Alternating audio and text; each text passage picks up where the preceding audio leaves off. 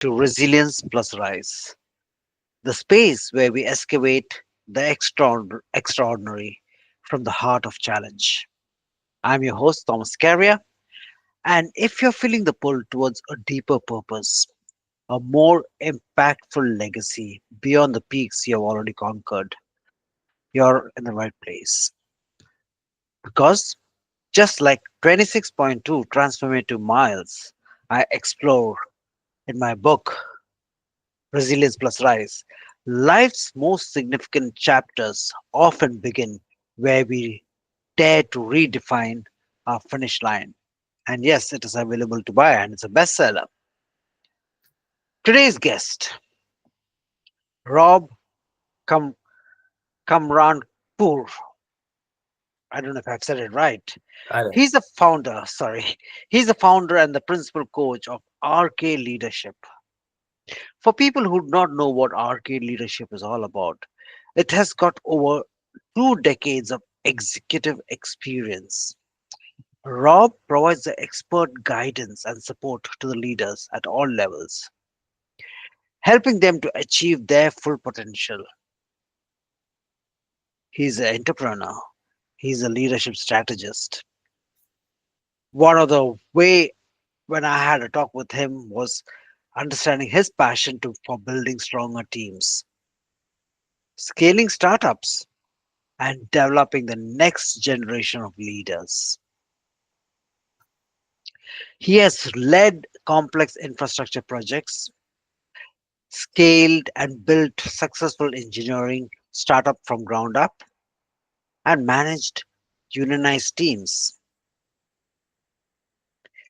He's also the founder of EME Utility Engineering and, of course, RK Leadership. So, without much further ado, Rob, welcome to Resilience plus Rise, the podcast. Awesome. Thank you very much for that introduction, Thomas. Again, I greatly appreciate you having me on here.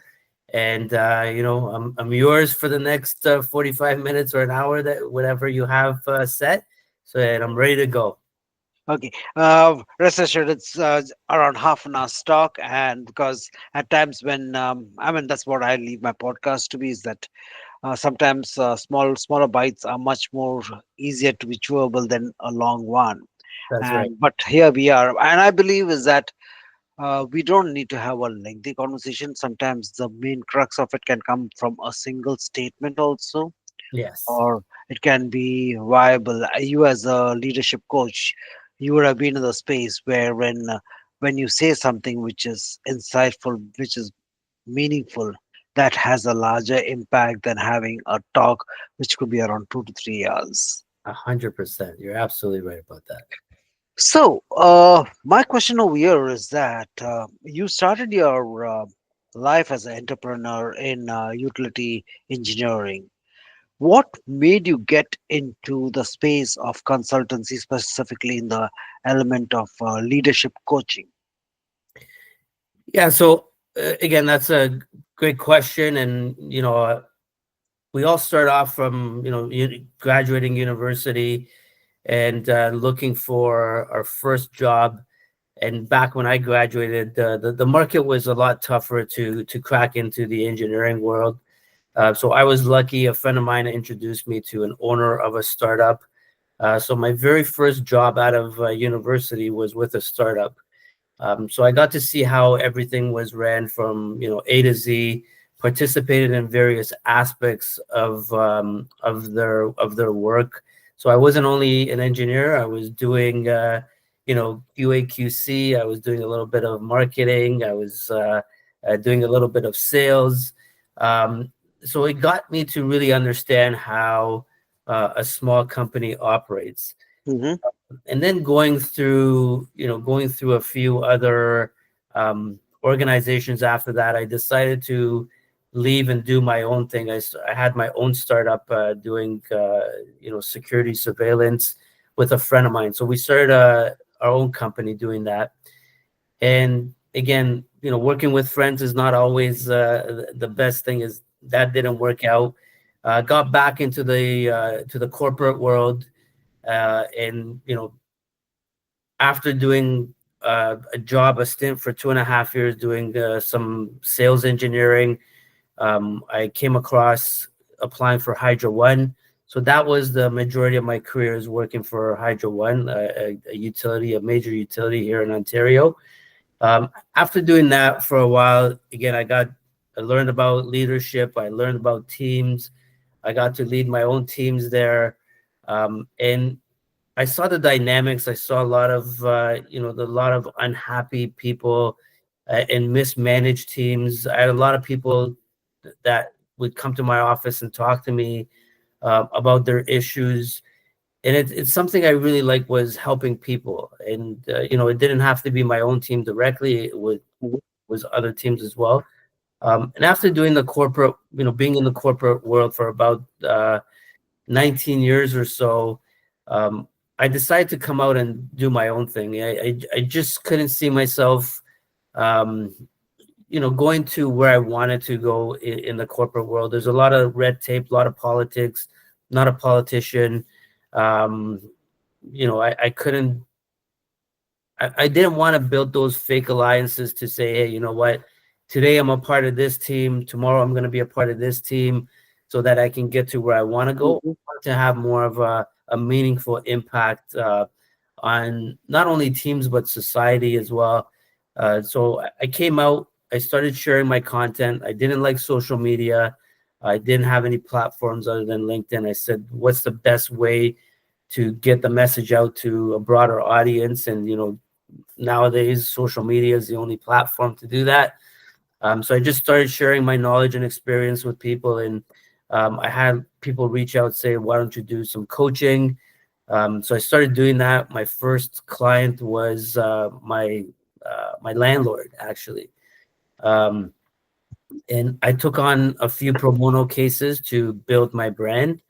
And I did that, and it kind of took off from there. um, it felt good after I did it, Thomas. I got a good feeling out of it. And I just started to scale from there. And again, the one-on-ones weren't enough for me. So I decided to, a friend of mine at the time had an engineering company.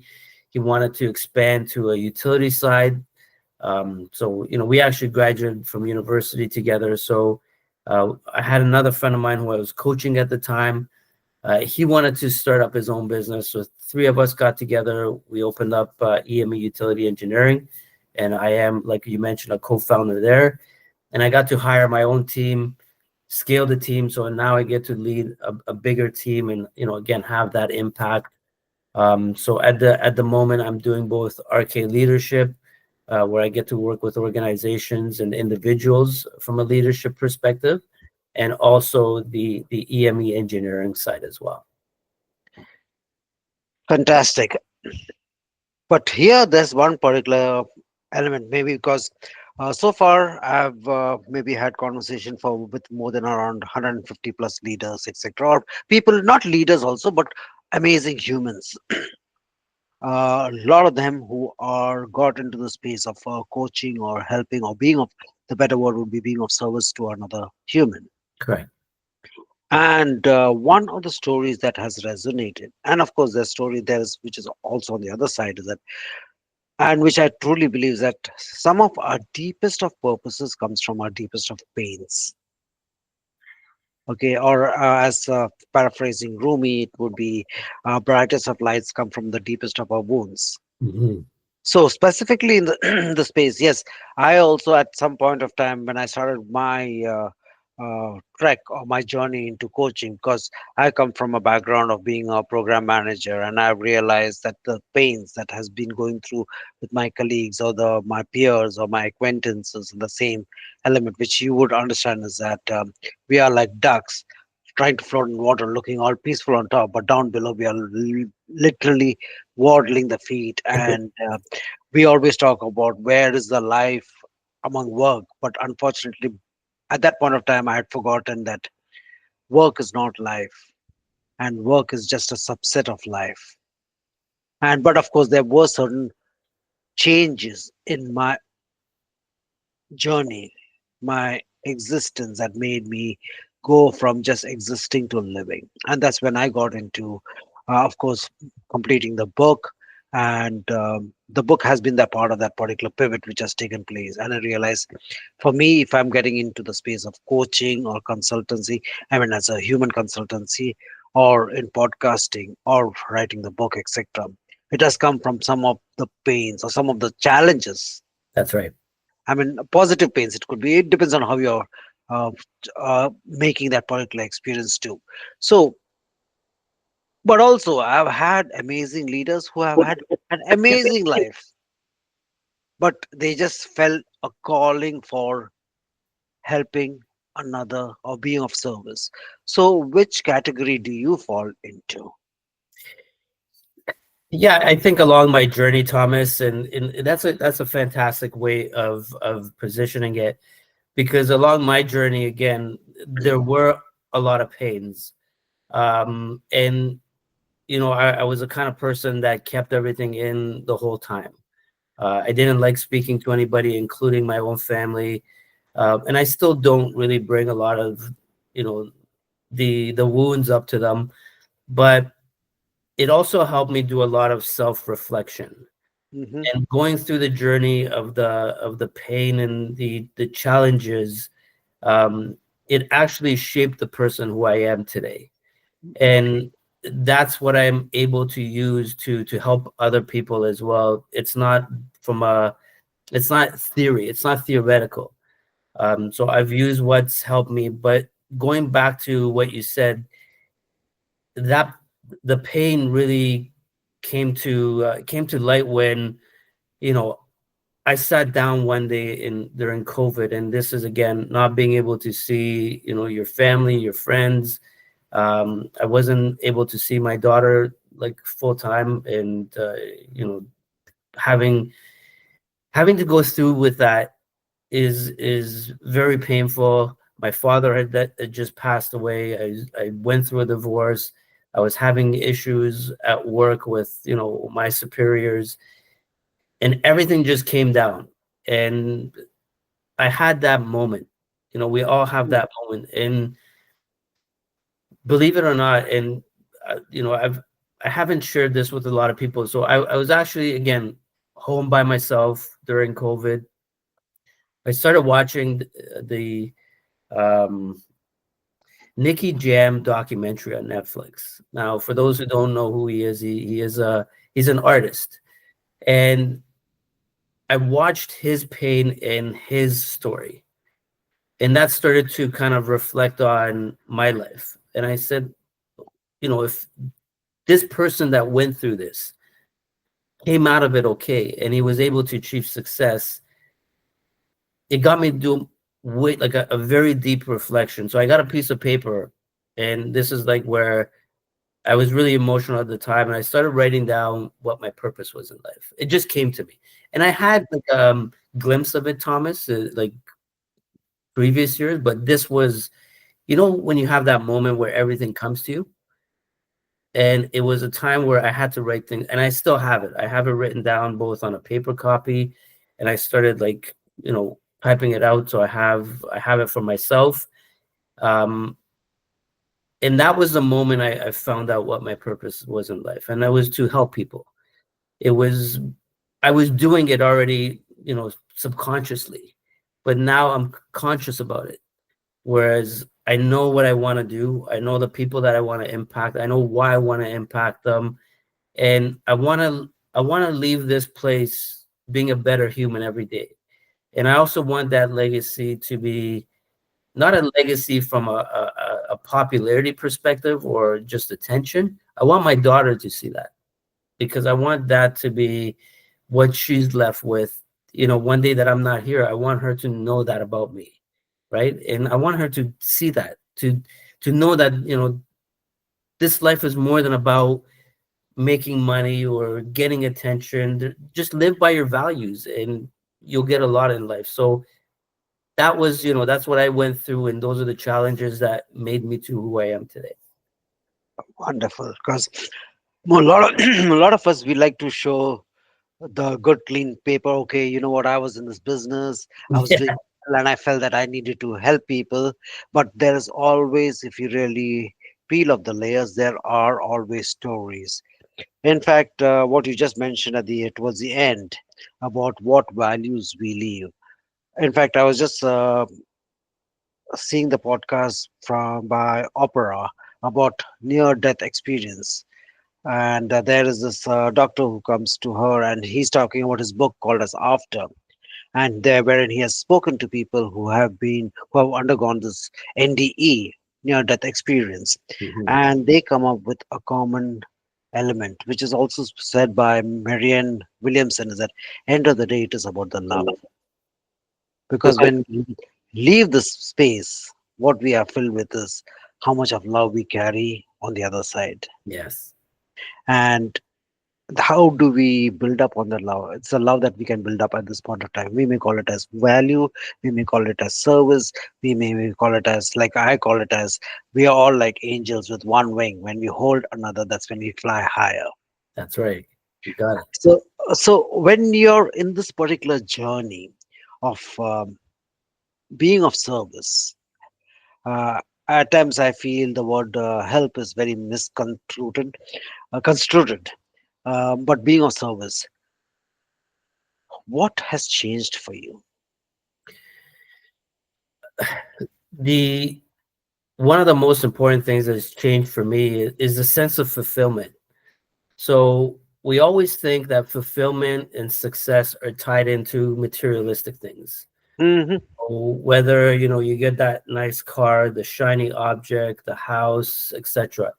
So again, going through that and having that in life already, and and losing that like overnight, pretty much. Also, you get to learn that, and then now doing this, Thomas, and the people's lives that you impact, and those people when they come and say, you know what, Rob, thank you for changing my life, impacting my life, making a difference.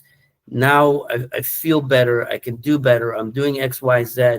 To me, that no amount of money can buy that feeling, right? Fantastic. And for me, that's the fulfillment I get to live my purpose. Because if your purpose is to help people and you equate that to the fulfillment you get once you have that impact on a person, I there's no feeling that ever, like, you can't beat that. And we have goals in life, we have those endpoints, but it's once you get to the endpoint, you're like, that's it. It's that Hmm. journey that you're going through that you learn so much from. That's the major piece. It's not the end goal. It's the path of getting there. So that, to me, I've learned so much with respect to that. That is in fact, I just got my memories to the other day. I was having a conversation with a relationship coach. I mean, I wanted to get them on the podcast, but it just got into a conversation wherein she was mentioning that most of the relationships, the reason they fail is because their goal is getting to a relationship, Yes, but they forget that is just one small minuscule part. What comes after that is the sustenance, the love that you carry on, not for next 2 years, but for the eternity. And people forget that element. that's right. They leave the end result as the diamond ring that they get. Yes, Okay, or the bachelor's party, or the parties that they have, and then they feel that they have achieved that particular part. that's But right. what happens after that? And that's what I have seen, is that when people get into service, that's the reason I asked you this question. What How have you changed? Because once we grow out of that mentality about I, me, myself, for us to go back to that egocentric, of course ego does play a part into our thing. Mind always wants to protect us by Yes, making us feel that we are bigger than what we are really are. But when we stretch ourselves for others, that's when the magic, I believe, happens. that's right. You have been a firm believer of leadership, and you have been having your sessions or gatherings and the meetings. What are the key elements that is being done during these meetings? Because Rob, in today's world, a lot of people, a lot of gurus, they talk about leadership and Yes. even I call it a self management because once you learn how to manage your own self, that's. But what are the de facto elements or the non negotiable parts of your learnings that you believe in? Again, if it's a trade secret, let's move on to the next question. But if you believe that, let's talk about it. Here's a space. It's that's a great question, Thomas. And we overcomplicate things. Humans love to overcomplicate things, I right? true that. When you look at innovation, when we look at everything, building something, we love making it more complex than it is. But just like engineering, just like life, it's all about simplicity, right? And I used to look at things and try to figure out to make it even more complex because I thought that's what people wanted. You have to have this 50,000 step, procedure. You have to make it look like this to make it innovative. But all it is simplifying things so people can understand it, they can learn it, they can use it, etc. So for me, that one piece is the human factor, right?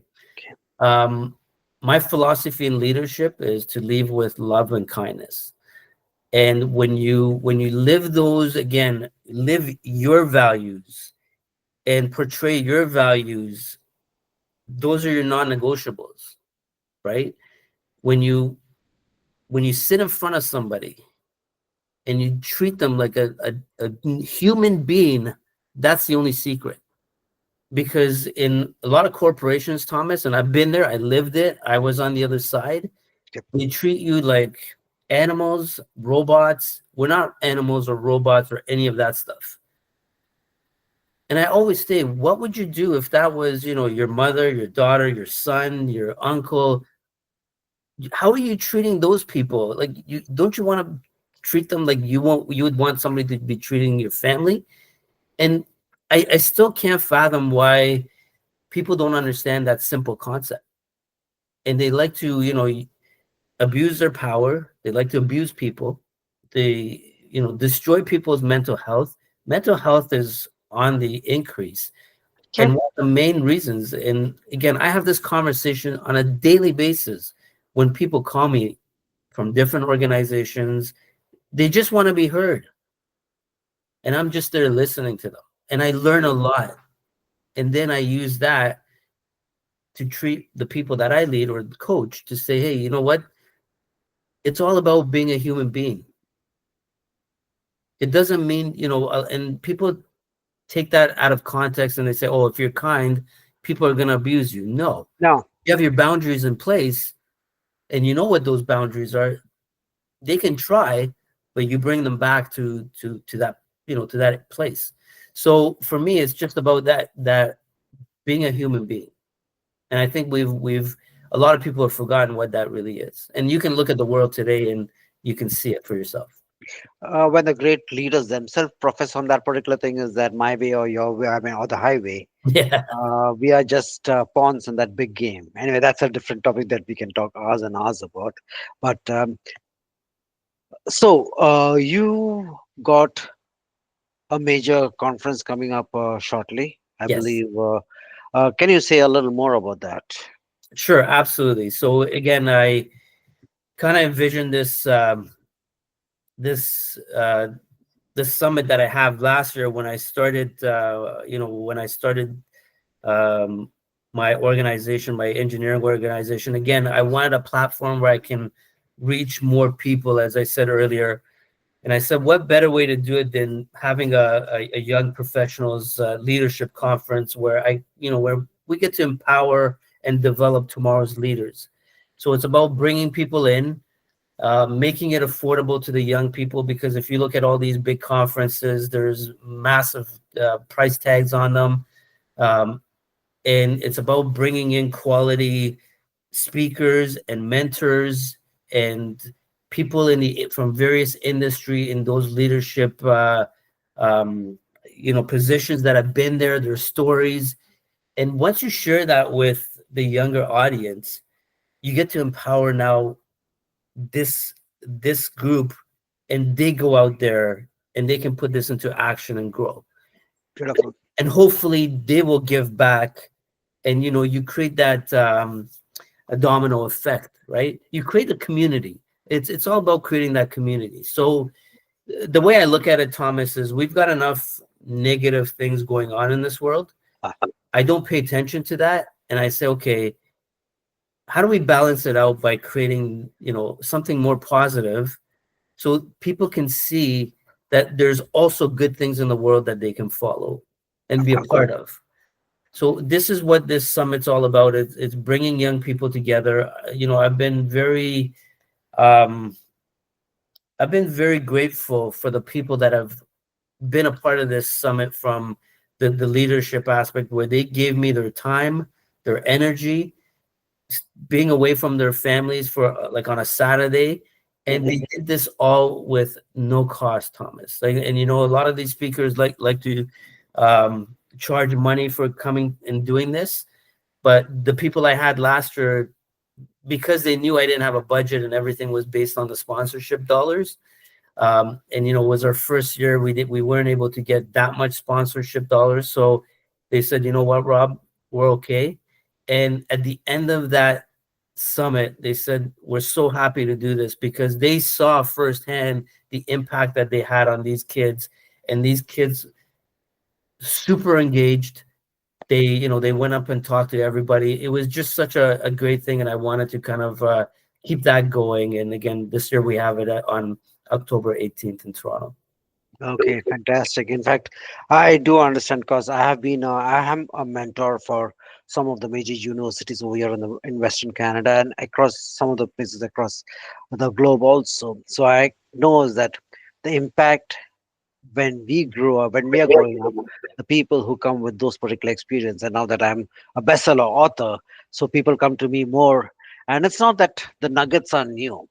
As you mentioned, it's basically the human skills. Yes. And guys who are listening to this conversation, please know that I'll be putting out Rob's connections, hers web link, etc. And do reach out to him. And if you feel, if you're in that particular area in October, go ahead. It could be something that maybe your life will change. But do reach out, find out if it is something that you would be interested in. So please have a look onto the comments over here. Rob, just being mindful of the time. If you are supposed to say just three top suggestions, I don't say advice because advice, I personally don't like taking advice because advices are given a dime by a dozen. Yes. Okay, but if there's suggestions that you have learned or what you have learned from, it could be not only leaders, but sometimes some of the students who come or the people who come over there and you look at some of the things. You already mentioned about make life simple. It is simple, Yes. but similar to that, what could be some of the three top suggestions that comes to your mind to close this conversation? Sure. Absolutely. So number one, I would say, take care of your health. Make yourself the number one priority. Without you, you cannot take care of anybody, including your family, friends, loved ones around you. And we always often say that, our priorities are family, kids, etc. But without you, you can't take care of anybody. Number two is, a lot of people they live with fear. Fear is just it's just an illusion, in my opinion, that it's a future event that hasn't happened. So get rid of your fear by doing something that scares you every single day, and don't worry about what the outcome will be. Learn from the outcome. I'm not telling you to go jump in front of a train or jump in front of traffic, but if it's something that you wanted to do for many, many years, but you're scared of this and that, get rid of that word fear. Get rid of the word I'm scared. Just change your vocabulary and you'll see things change. And number three, which has helped me a lot in my life, build discipline. When you build discipline in your life, holy jeez, it changes everything. It changes everything in life. It's okay, you will lose friends, you will lose, a lot of things in life as a result of it. but it will make you such a better, stronger person to be able to achieve what you want to do in life. Fantastic. So I'll just repeat. It is, I mean, apart from the fact that life is simple, the second one which you mentioned, no, the third one was fear, and the third one was discipline. The first one was the self care. Self-care. And in fact, yes, the self care has been written in a lot of books, whether even the holy books, etc. But we conveniently take away that particular part, that taking care of our own self, because if you believe we've got one body and that's the only place we can live in. That's right. Okay, so if you don't take care of your own self, who will? That's right. Absolutely. So, with this, Rob, that was an amazing conversation. There's a lot of, as I would say, is that there have been a lot of nuggets and it's a lot of learning. So, guys, do reach out to Rob, and if you believe that you, your team, or your organization does require his way of leadership and something like that, feel free to reach out to him, and I'm sure that he would be glad to connect with you and give information about what could be the next step. So, with this, Rob, thank you so very much for your time and space. Much appreciated, much gratitude. Thank you so much, Thomas. I really appreciate your time.